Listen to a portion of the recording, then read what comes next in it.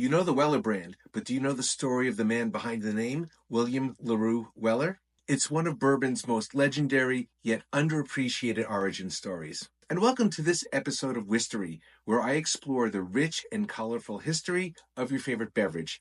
I'm your Professor Bourbon Barry, and do I have a story for you? William Larue Weller was born on July 26, 1825, in Hardin County, Kentucky, a place soaked in distilling tradition. His grandfather was a whiskey-making farmer, so you could say bourbon ran in the family. In 1846, Weller served in the Mexican-American War.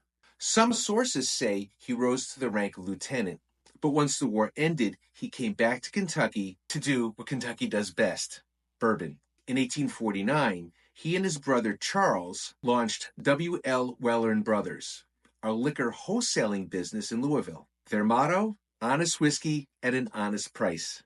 Now here's where he changed the game. At a time when most bourbon used rye as the secondary grain, spicy and bold, Weller opted for wheat.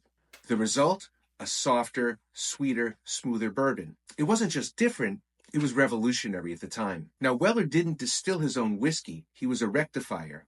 That means he sourced, blended, and branded whiskey, but he insisted on high quality. And that demand shaped the future of the category.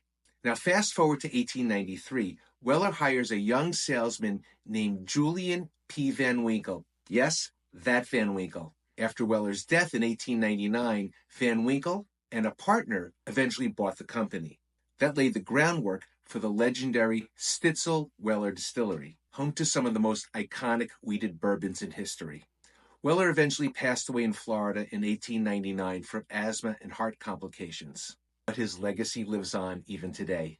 Today, the Weller line is produced at Buffalo Trace, whether it's Special Reserve, Antique 107, Weller Full Proof, or the powerhouse William Larue Weller, which I don't have a bottle of, from the Antique Collection.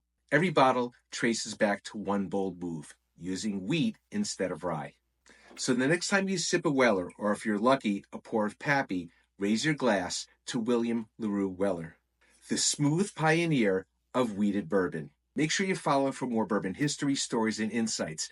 I'm your Professor Bourbon Barry. Thanks for watching.